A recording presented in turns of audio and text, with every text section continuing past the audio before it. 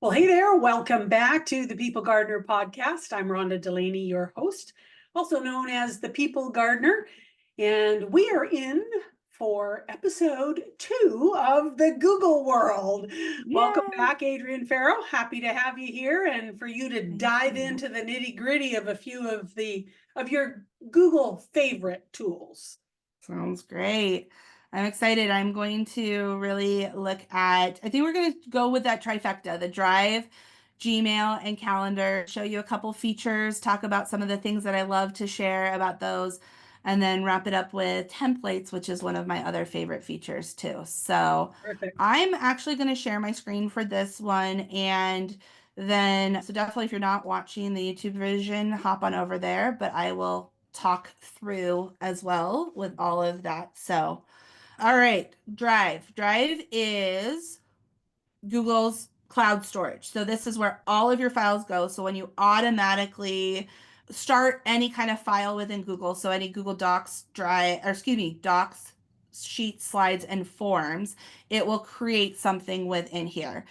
Now, the two things I want to talk about in regards to Drive is that oftentimes people's Drive just become overwhelmed like a big dumpster fire. There's just, it's not organized. People. Mine can get that way. And then every once in a while I behave and I go, okay, it's time to sort and organize here. Definitely. And so one of the things I love to suggest is cleaning up your Google Drive really quickly with an archive folder.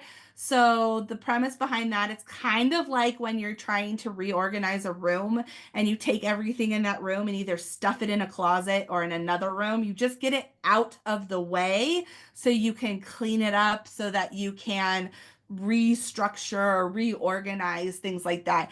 So to do an archive folder, super easy. You just create a new folder and you say archive and today's date. So today is the 22nd. And then, oh, not 24, but 25. And then you literally take everything that's in your drive, and this is my training drive, and I just did a demo, so it's not super cluttered, but my training drive can be quite cluttered. And you just drag everything. Oops, I actually did it into the wrong date. You actually drop everything. We'll just drop it into this one. No worries. Into that archive folder so that you only have one thing left in your drive. But the thing about the archive folder is everything that's in this folder is still searchable. You can still grab it whenever you need it. It hasn't disappeared. It hasn't gone everywhere. You've just cleaned things up so that you can start fresh. And then that's going to bring just this sense of digital peace, kind of zen, not overwhelmed, because when you look at a ton of files and clutter, our mind can just be like, I don't know what to do with this. Where do I go with this?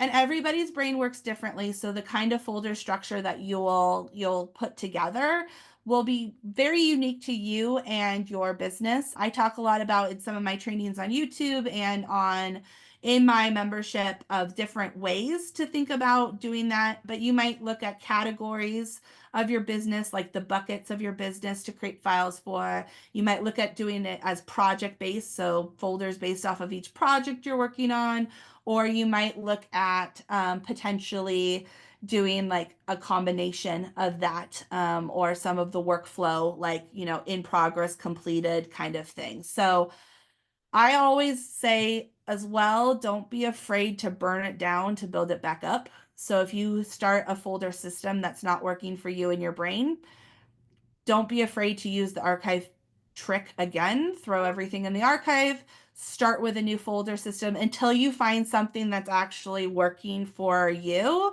that you're going to be able to keep it up. So those are a nutshell of my drive tips and tricks because it can Question, get cluttered really question, fast.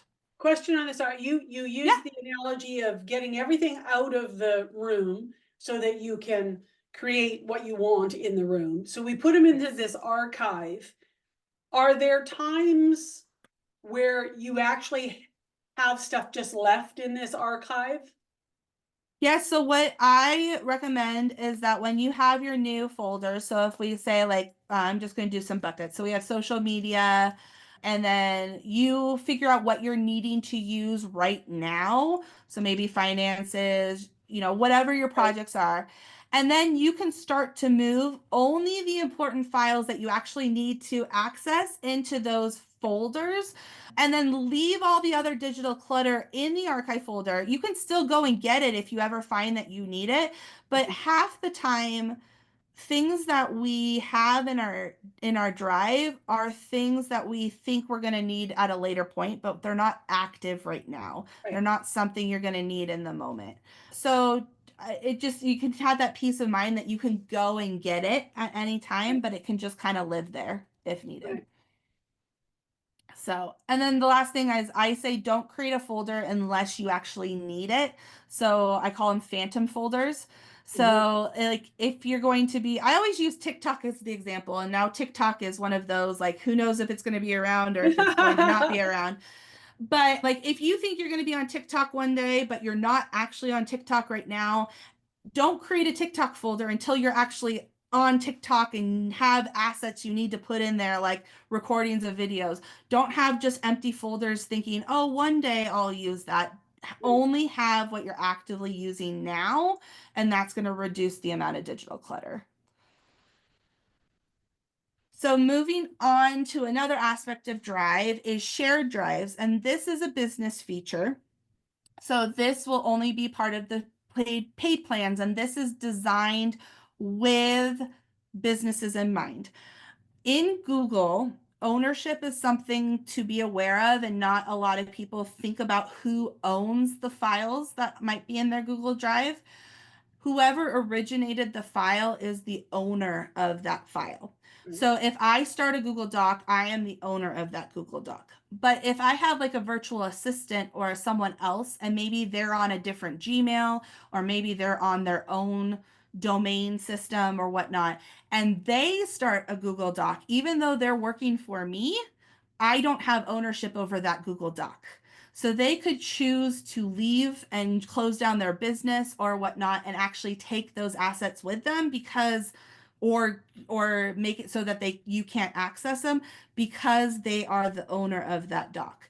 So Google's workaround on that is to have these shared drives where, as a business owner, you can start a shared drive.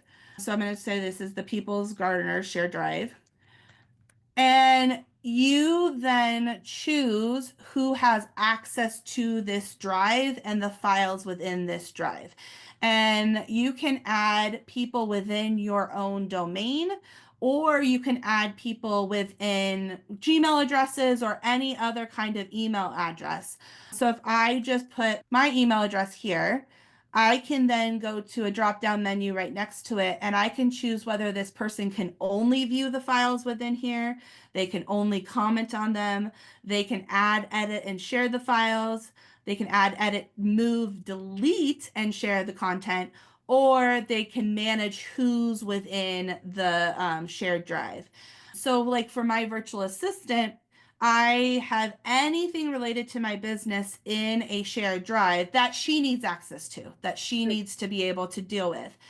And it's our rule that anything she creates goes in here so that it's shared. I have access to it.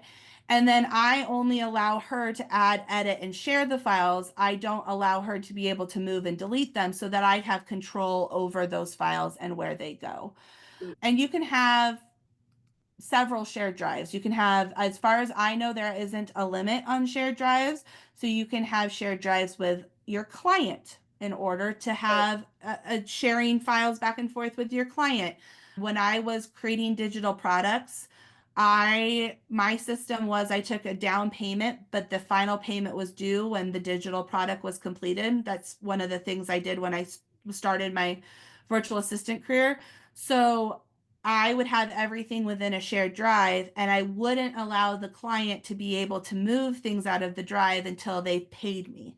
Right. And so that was a way that I could kind of control the file sharing there. I love shared drives. They're so useful. But again, that's only a business related thing. Is there any questions or anything you were wondering about Drive before I move on to No, Gmail? I like that whole archiving Mhm. thing and the organization. I think it's probably everybody's challenge. It's no different than with your Canva account. 100%.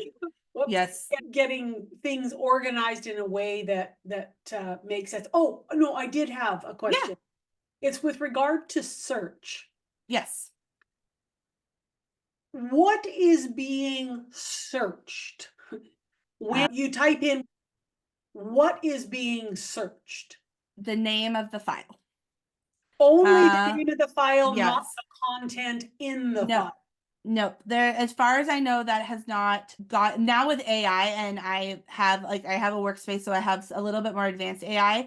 There will be going, I would guess, more towards that, but you can do an advanced search. So the title, what you're looking for, is, oh, now they're kind of switching it up. So this is actually, they have been doing a ton of changes in the last 2 weeks. I swear that every time I go into Google, something is different, which Yeah. is frustrating for me because I have to go re-record a Yeah, lot of things. exactly. But no, now it looks like we're looking at potentially words found in the file now. Okay, but you That have to go to the advanced feature in yes, order to do that. yes. And that being said, I'm not going to show it on the screen, but I'm going to just pull it up on my other screen, my Gmail account, and just double check to see if that's a paid feature or if that is a whatchamacallit, a nope, it is paid now. So it is paid now. This screen has looked a lot different since I have pulled it up to look at it. So Okay. you can, this will just search just right here in search and drive. We'll just look at the file name, but you Right. can go more granular and say has the words. You can look and just search for PDFs or Right. just search for documents. So if you have an idea and you're like, I know that one Google Doc that I need, you can just search for Google Docs. And you can also search anywhere. It won't search shared drives. So you can see that it's kind of getting granular in here. You can go to more locations and you can start to kind of look here. You might be able to go to a shared drive and select and search within that one particular one, but it's going to not do that automatically. And then you can, look at, is it being shared to someone, different things like that. You would have to go to this little advanced search right at the end of I guess the right end of the search bar to get more granular on your And search. that is in the paid version. No, and yours too. So And in the and and, free, and free, free. okay. Yep. Okay. There's Very good. That there's was going to my be a couple, yeah, the couple looking at the two kind of side by side. There's some things like labels, which is relatively newish. Is not you can do some labeling in Google Drive, which is not quite the same as labeling in Gmail, but you could search here. You can't do that on a free. And then I'm looking just to see if there's anything else. Everything else except for labels, it looks like you can do. So Okay, cool. yeah. Okay, that was my Awesome. only question. No worries. All right, moving on to Gmail. My number one trick to really find an email management that's going to work for your brain is to go into settings, which is the little cog kind of in the upper right hand corner. And down at towards the bottom is your inbox type. So your default is going to be this one is this literally says default. And it's going to Google's going to try and analyze your emails coming in and move them into the primary promotions and then social updates and forums if you want them to be in those. And you can turn these on or off. And generally, they do a fairly good job, but you might have to train it a little bit to let it know, hey, this, email that came in my primary is actually a promotion. And a promotion generally, for the most part, is like a newsletter, anything that has like an unsubscribe to it. Right. But if you can drag it up into the promotions and say, yes, do this for future messages. So you can start to train it to let it know, hey, this is what needs to be in my primary, only things that are like directly to me, and then start to move everything into promotions that is, a newsletter. And then you can also socials, like any social media networks, updates tend to be like bills, confirmations, receipts, things like that. And forums is any of the mailing, discussion boards, some of the mailing lists for the most part. So that's something to play around with, but not everyone likes that one. I have a lot of people who like unread first, which will take any of your unread emails, no matter what it is, and put it at the top of your inbox, and everything else, all of your read emails will be at the bottom. You can also do it where you have important first if you mark any emails as important. You can also do starred first. So if you manually star things, it can go first. And then priority inbox and multiple inboxes use a combination of the unread, starred, and important. You can customize it. It'll go to the settings screen. You can customize it to either it'll priority will automatically do starred, unread, and then you can choose a section and then do everything else. And so you can organize it in that way. So for everything or that empty section, you could, it's going to give you some more options. You can even do some of the labels or things like that that you have there. And then multiple inboxes is going to get really granular and you have to know search queries. So how you can do some advanced search in Gmail. But for the most part, I recommend either playing around with the default and seeing if you like that, or going to like an unread first where you have all your unread emails versus everything else on the bottom. Then we can get into some other features, including when you have emails here, I also recommend just keeping the emails in your inbox that you need to deal with, and then archiving any other emails that don't need to be in your inbox. And what archiving is that if you click on an email, you're either going to see the word archive right beneath the search bar, or you're going to see a symbol like an icon, and that you can toggle the icons or the words on and off in Gmail settings. But what archive does is it literally just removes the inbox label from the email. So anytime a new email comes in, Gmail automatically puts on an inbox label, which makes sure it's in your inbox for you to see it. But if you don't want it in your inbox, you can essentially remove that label by archiving it, and then all of your mail lives in all mail. So you can still search for it, you can still find it, it's all there. It will only be deleted if you actually physically delete it by clicking the delete button.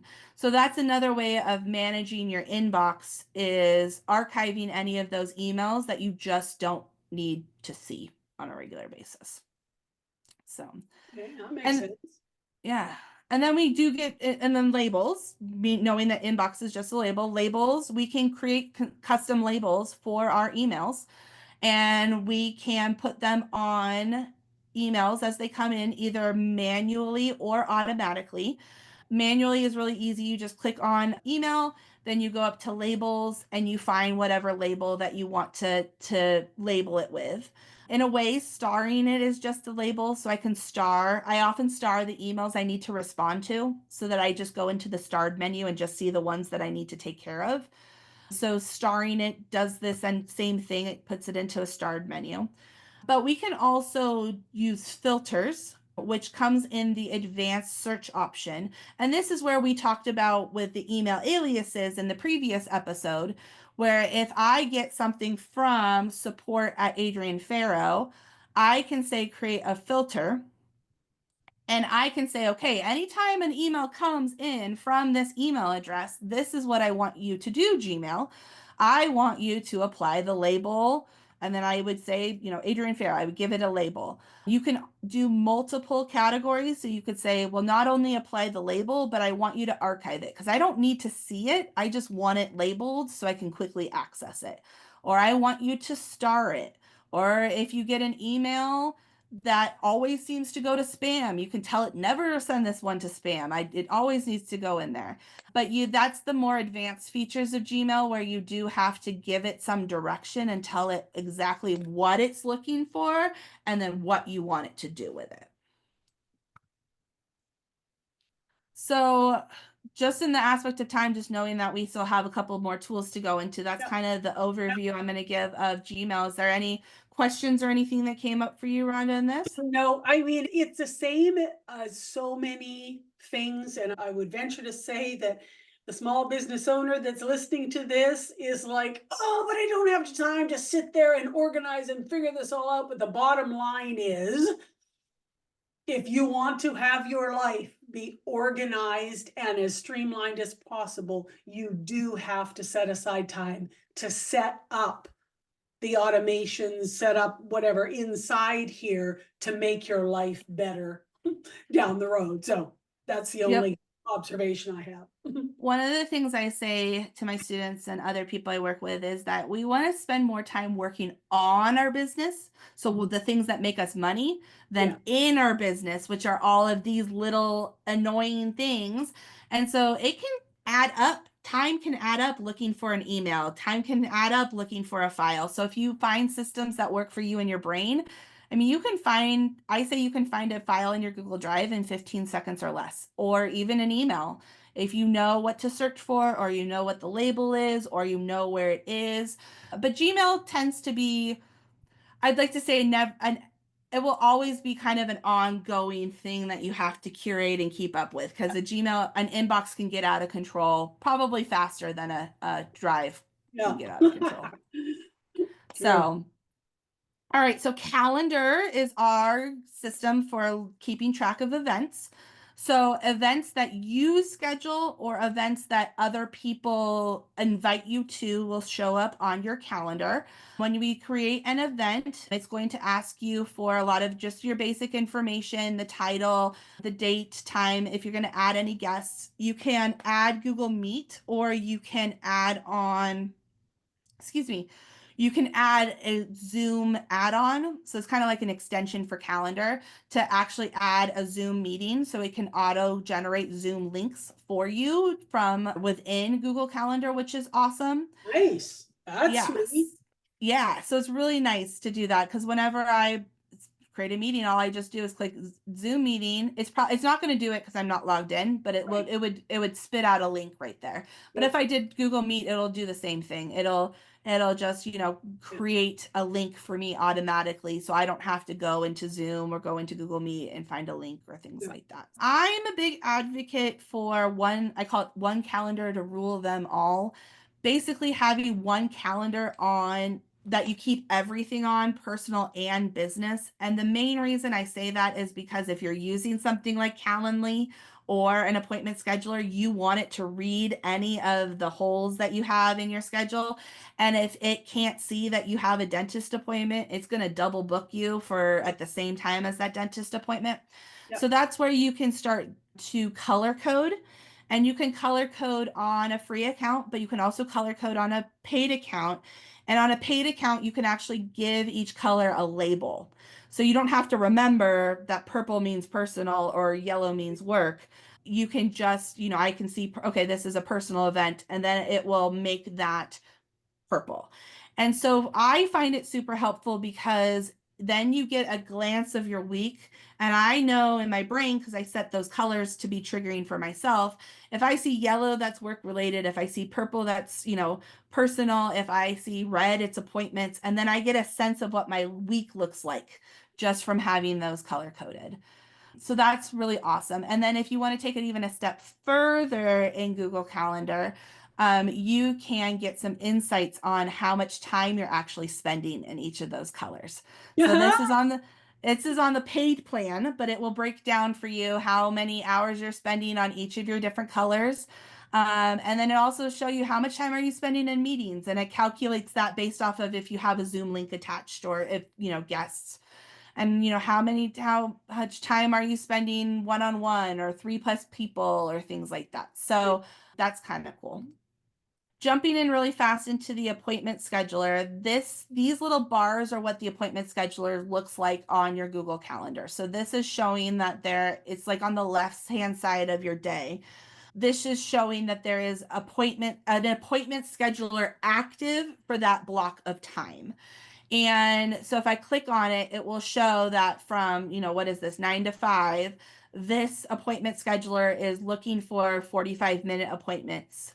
And then I can go and click on open booking page.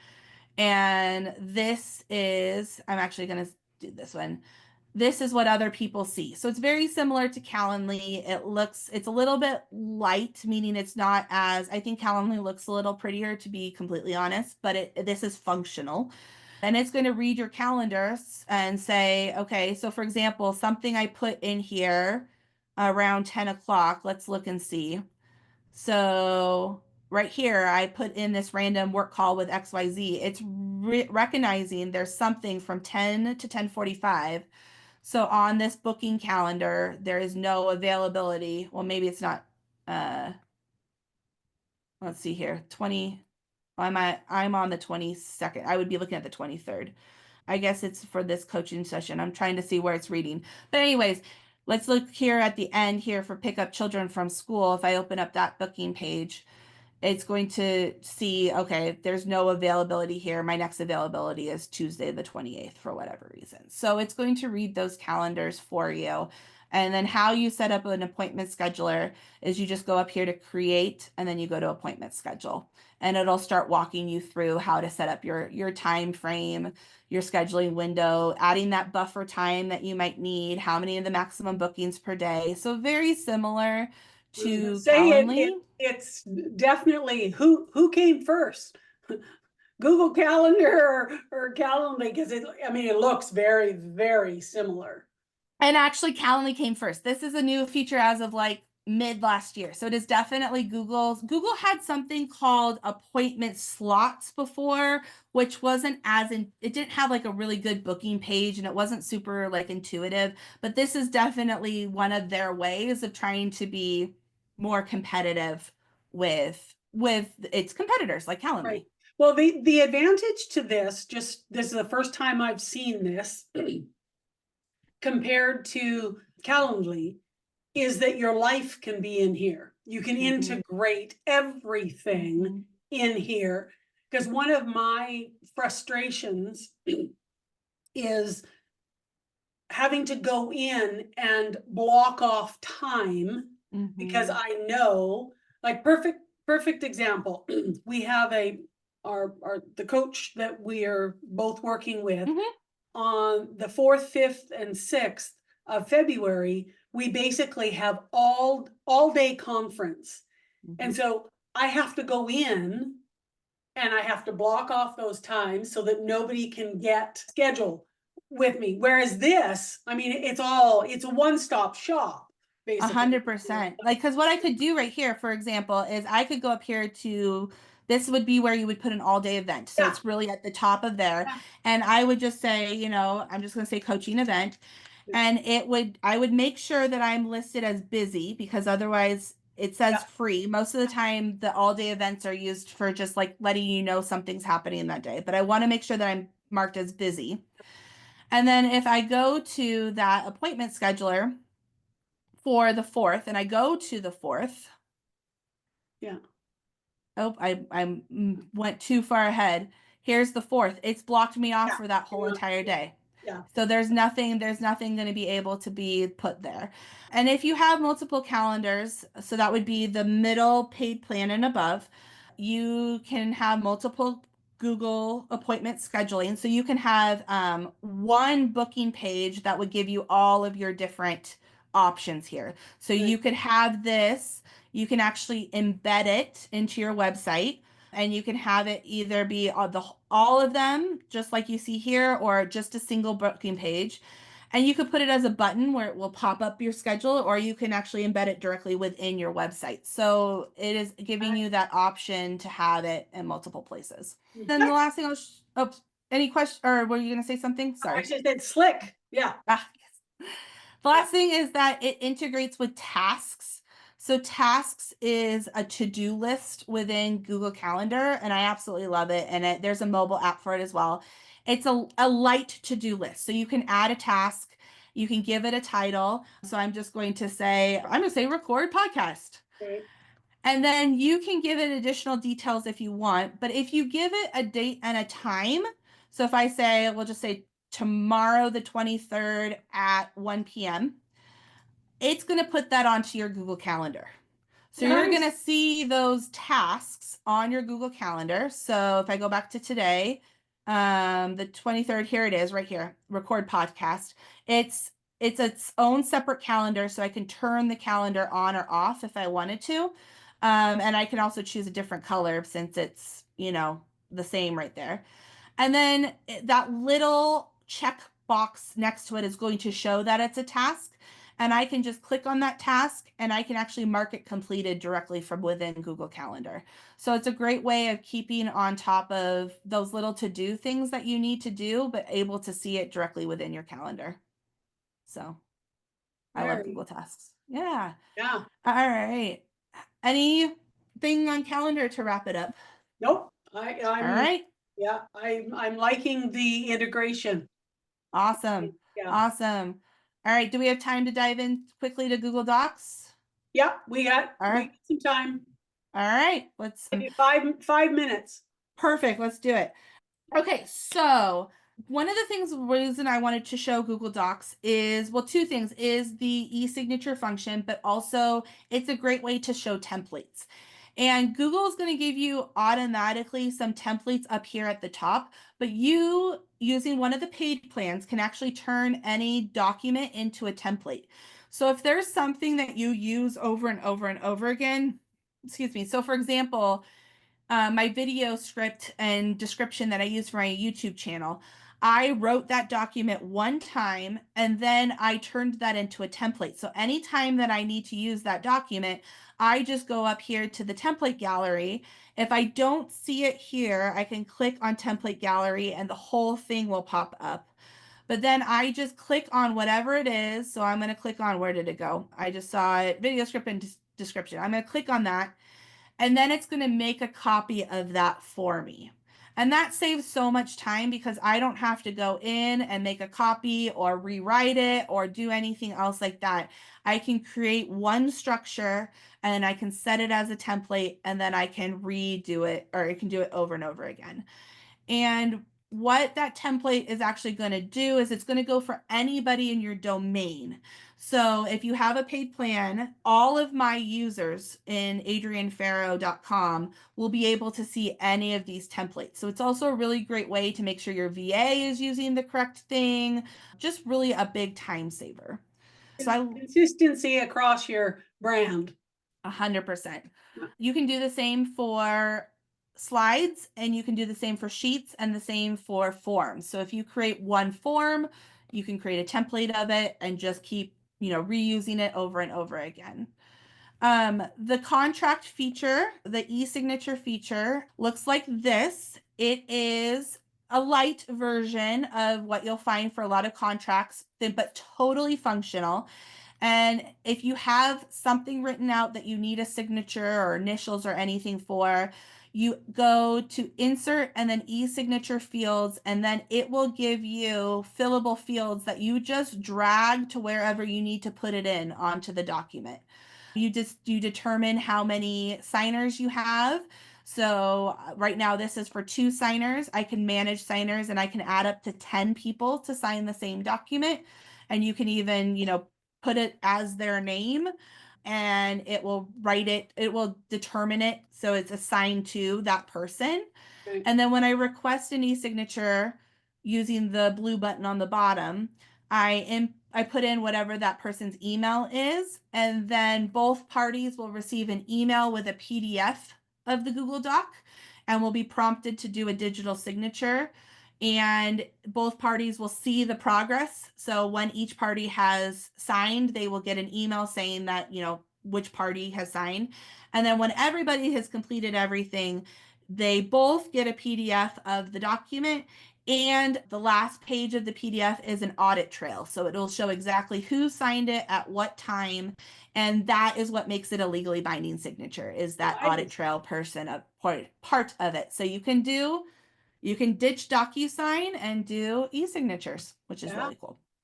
Brilliant. So brilliant. Yeah, and I have so much more to share, but I just know we're running out of time. So well, for those of you that are listening to this, I'm going to make sure that the YouTube link is in the show notes, because you definitely want to go over to YouTube and watch so that you can really take in the diversity of the Google Workspace system. And we'll put in Adrienne's links, because I know that she's got some discount codes and things that should be able to work with you on if you want to move over into this direction.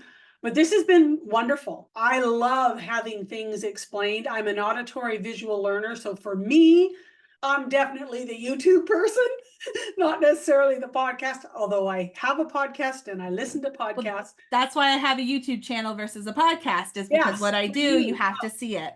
Absolutely. Makes total sense. So thank you so much for sharing, and we'll have to get together and figure out, okay, so we probably need an episode 3, but we'll figure that out somewhere down the road. Perfect. I'm happy to come back and re-record. Let's do it.